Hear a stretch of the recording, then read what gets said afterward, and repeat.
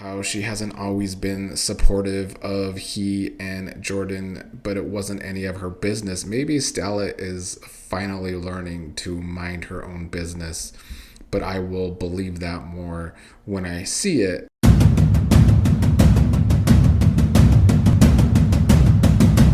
What is up, everybody? Here to have another week of General Hospital reviewing, where I am still trying to review the next day of episodes for the most part.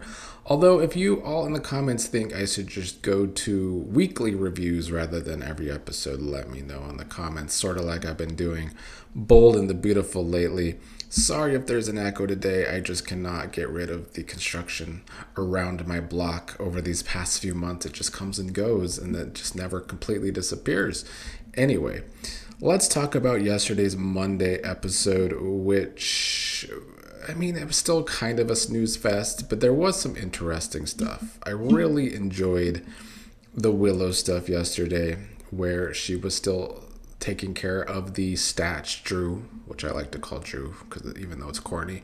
But we also see that Willow is now setting up her mom, Nina.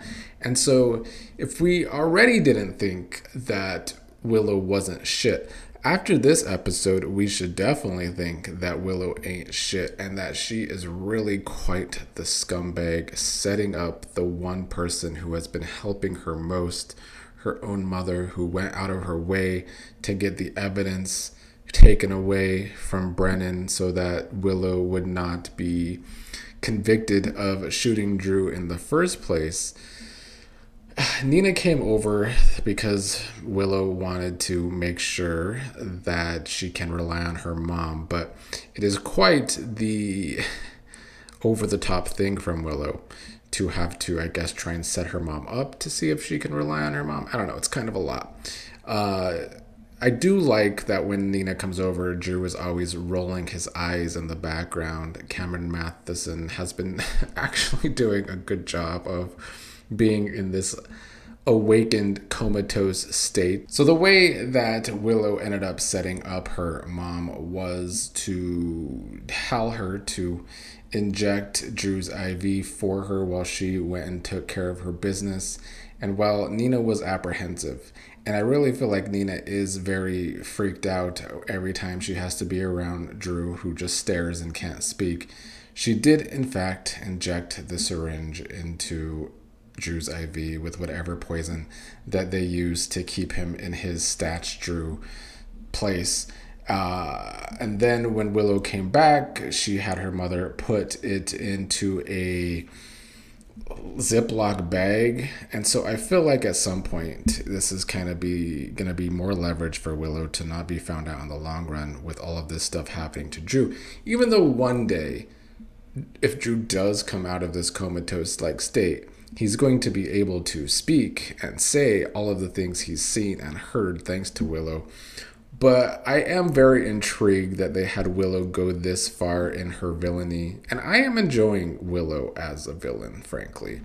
The other scenes I enjoyed in yesterday's episode were Rick and Alexis. I think these two have always had great chemistry. They have always done well in entertaining us in scenes together, and this was no different.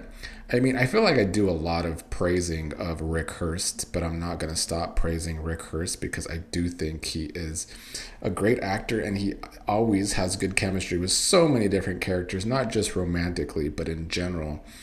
He came on behalf of Sonny, as we discussed in Friday's episode, because Sonny wanted Rick to go to Alexis to talk to her about how Danny's trying to join the mob. And so Rick told Alexis this news, and she had quite the over-the-top dramatic reaction to it. She can't believe that Danny might already be falling into the mob. They talked about how Danny is like both of his parents, Sam and Jason, although he doesn't have his father's original personality. Somehow he is developing his father's brain injury personality. Alexis, really pushed to have custody of Danny while Jason was away instead of Tracy. So Alexis really is going to have to dig in and, do a good job of parenting Danny through him wanting this whole revenge tour that he seems to be on. Rick believes that Alexis can get through to Danny. We also had a moment towards the end of the episode when Danny found something from the basement, which is, I think, something when Rick was being held there, which I didn't get to watch, so I don't really exactly know. But that was, I guess, played for tension between Rick and Alexis too.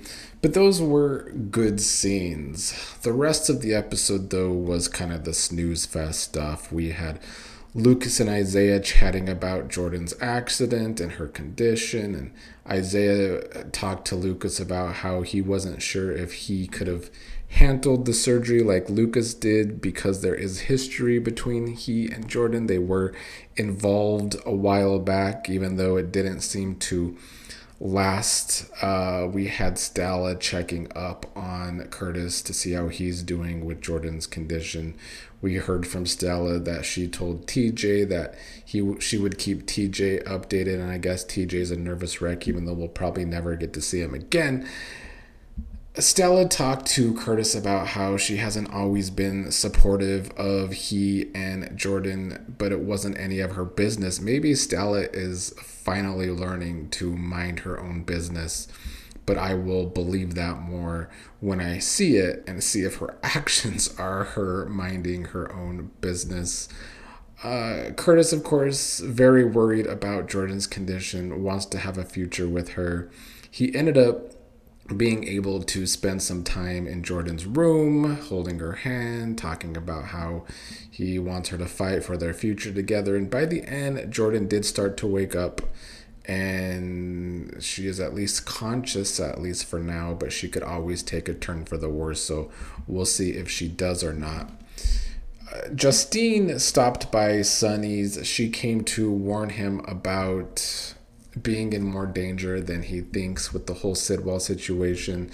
She told Sonny about Jordan's accident, who works for Sidwell, because Jordan works for Sidwell now, and Sidwell is accusing Sonny of causing the accident to keep Jordan from getting information on Sonny. Sonny thinks that's preposterous, and hopes that Justine doesn't actually think he would do that. He is hoping that Justine knows that he would never do something crazy enough to put out a hit that puts a lot of different lives in danger, and that he wouldn't put out a hit on anyone he respects. Justine was saying that she doesn't think Sonny would just play with a bunch of people's lives like that, and those two ended up in a kiss. I'm still not feeling this Sonny and Justine romance. I feel like this kind of romance has been done to death with Sonny, and this is not exactly a hot chemistry pairing for Sonny like we've seen in the past. He's also getting older, so I think that might affect it too. I don't hate it necessarily, but it seems like a weak repeat of several of different past relationships for Sonny. Olivia, Ned, Brook Lynn, Tracy, the Quartermaines were together to welcome baby Phoebe home. Tracy talking about how she finds babies unpleasant, so she doesn't want to be the one taking care of the baby. Then Michael and Olivia got into a squabble about their argument about Jacinda again, which I thought was a lot. I see people online saying that Olivia's just really starting to annoy them. She's being a huge hypocrite, which is true. But I find it odd that people are acting like Olivia's just always been this great character. Olivia's always been a character that's gotten on my nerves. I don't see this as a different Olivia at all. I mean, I haven't watched consistently over the past 3 or 4 years. But nonetheless, Olivia's always been a character that's gotten on my nerves. So I do find it funny that she's just suddenly getting on so many different people's nerves. The big reveal at the end of this episode was that when Brook Lynn heard about the car accident from the other night, she had a memory, a flashback of her swerving on her way to go see Gio. This was after she was drinking. Does this mean that she caused Curtis and Jordan's accident? Perhaps. Although they also played a part in their own accident because, they were getting all frisky in the car. It could just be a fake out, though. This could just be Brook Lynn swerving, and that's what caused Charlotte and Danny to have their little accident too. So it could be a fake out. It could be the truth. I guess we'll see how it all plays out. I still haven't been sucked in to this whole car accident story though. And then the last thing, Emma and Gio were on again, and I still contend that they are extremely boring. Like, they come across, they're supposed to be this young couple on the show, and to me they come across as this middle-aged boring couple. And you can disagree in the comments, I don't know, but the writing for them really leaves a lot to be desired, unfortunately. But at least some movement in this episode, some good scenes with Rick and Alexis, and Willow being quite the villain, which I'm enjoying. I like a good villain, and I actually do find that Willow is a good villain right now. I haven't watched consistently enough to be sick of her, like some people online seem to be, but I like her.